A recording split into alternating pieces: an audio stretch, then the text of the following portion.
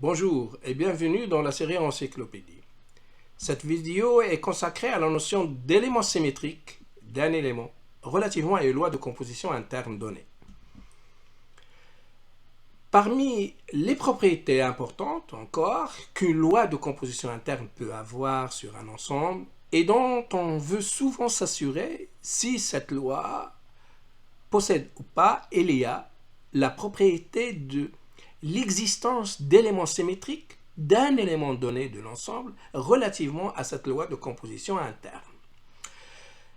Avant de s'attaquer à cette notion-là, on va commencer par définir la notion d'élément symétrique à gauche et d'élément symétrique à droite d'un élément donné relativement à une loi de composition interne qu'on est en train d'étudier.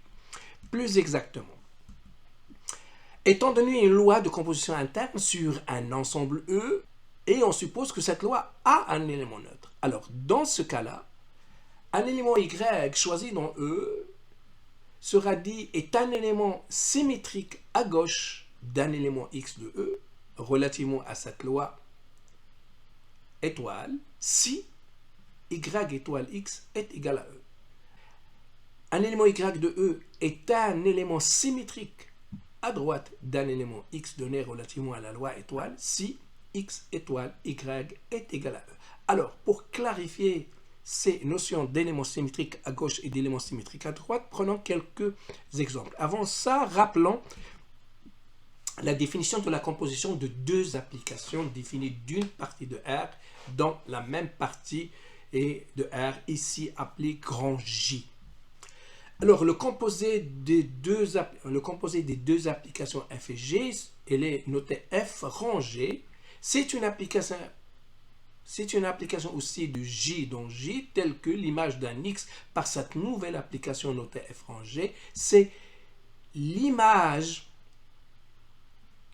par F de l'image par G de l'élément petit x. Par exemple, les deux applications F et G sont définies de R dans R, c'est-à-dire grand J, ici c'est R en entier, et F c'est celle qui a un X associé son double plus 1. Et G c'est l'application qui a un X associé son carré. Alors dans ce cas-là, le composé de F et de G c'est l'application de R dans R, qui a X, va associer donc l'image par F de l'image par G de X. L'image par G de X, c'est X carré. Et l'image par F de X carré, c'est 2 fois X carré plus 1. De plus, cette loi rang est une loi de composition interne sur E. E, ici, c'est l'ensemble des applications de J dans J, quand J sera une partie fixée dans l'ensemble des nombres réels. Alors, ceci étant rappelé, l'application ici, on désigne I indice grand J, c'est pour dire qu'elle va partir de J et arriver dans J, qui à chaque X est associé avec lui-même, et bien cette application, c'est le neutre de cette loi de composition dont E. Si par exemple petit f et G sont définis de J ici, c'est l'intervalle 2 plus l'infini, et les deux applications F et J sont ainsi définies. Pour G, c'est x lui associé racine de x, si x est plus grand ou égal à 4, et x associé x, si x est compris entre 2 et 4.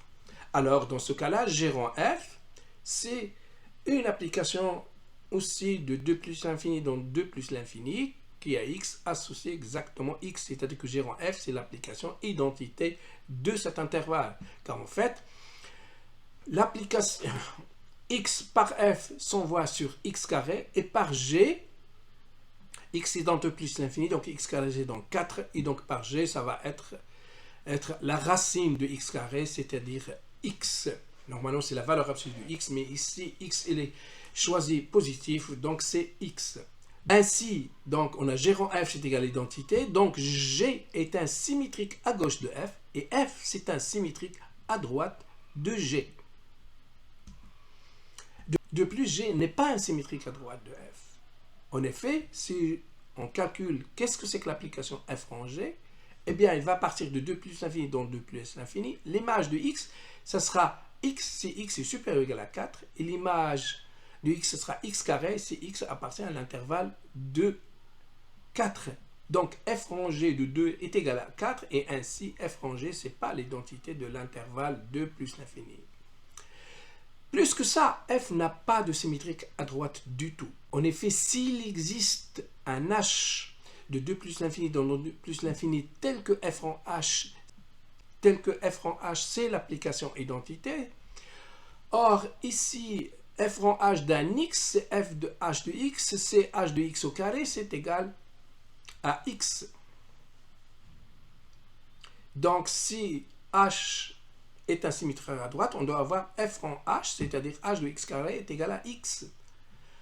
Mais h de 2 au carré, ça doit être égal à 2. Mais ça veut dire que h de 2, c'est plus ou moins racine de 2. Et or, racine de 2 n'est pas dans cet intervalle. Donc, f n'est pas asymétrique à gauche de g aussi, du fait que aussi, si on calcule f rang g, eh bien, f rang g de 3, c'est 9. Et donc, f rang g ne peut pas être égal à l'identité de...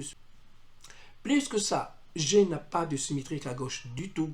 En effet, s'il y a un h qui est symétrique à gauche de g, eh bien, h rang g, ça doit être égal à l'identité de cet intervalle. Donc, or, si on calcule h rang g d'un x, eh bien, c'est h de racine de x, c'est x est supérieur à 4, et c'est h de x, c'est x appartient à 2, 4.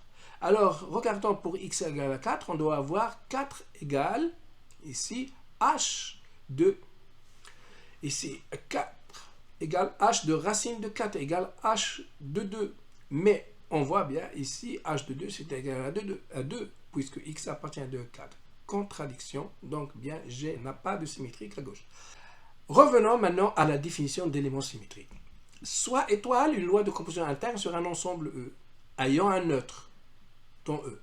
Alors un X de E est dit symétrisable, ou bien est là symétrique dans E, pour cette loi, s'il existe un élément X, prime de E, c'est-à-dire tel que X étoile X prime égale X prime étoile X est égal à E.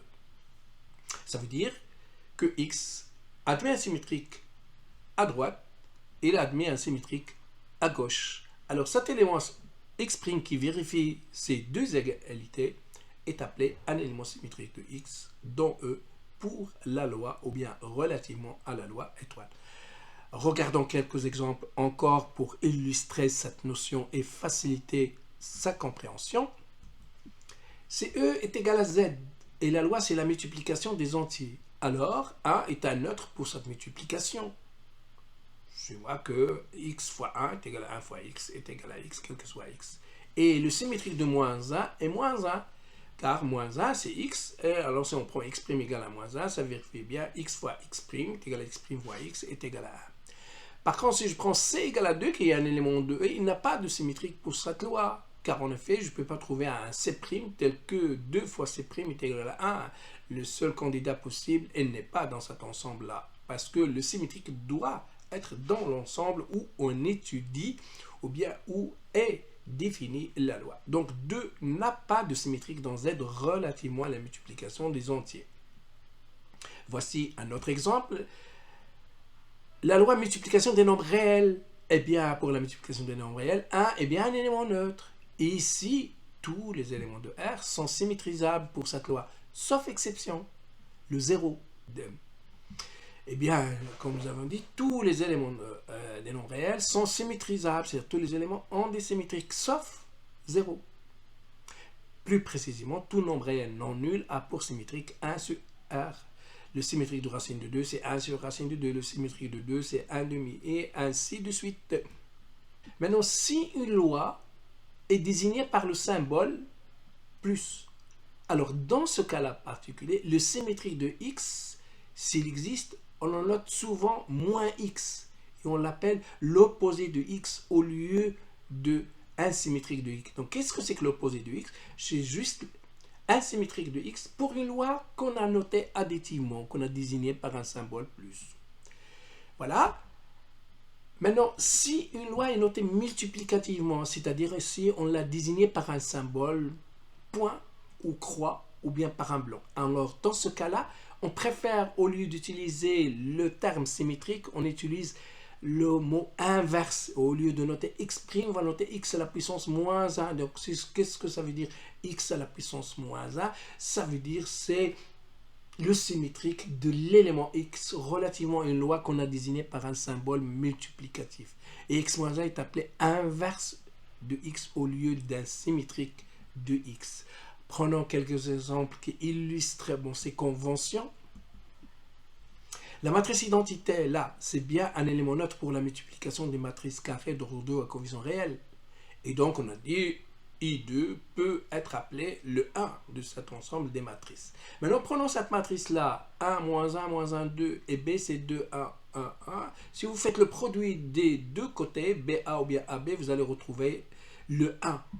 C'est-à-dire l'élément neutre de cette multiplication. Donc, qu'est-ce que ça veut dire ça? Ça veut dire que l'inverse de cette matrice, c'est cette matrice. Ou encore, ce qu'on va écrire, cette matrice à la puissance moins 1 est égale à la matrice A. De même que l'inverse de la matrice A, c'est la matrice B. Ou bien, encore un exemple. La matrice 0, 0, 0, vérifie bien alors O2 plus A est égal à A plus E2, quel que soit le choix de la matrice A dans cet ensemble de matrices. Donc ça, c'est bien l'élément neutre. Encore, c'est le 0 de cet ensemble de matrices carrées. Pour ces deux matrices A et B, on a bien B plus A, c'est A plus B, c'est ce 0-là. Et donc, ceci veut dire que ça, c'est l'opposé de cette matrice, et que cette matrice, c'est l'opposé de celle-là, ou encore, ça veut dire moins cette matrice, c'est celle-ci, et inversement. Donc, moins la matrice 1, moins 1, moins 1, 2, c'est la matrice moins 1, 1, 1, moins 2, 8. Ou bien c'est la même chose pour cette matrice-là. Voilà, merci de votre attention et à très bientôt.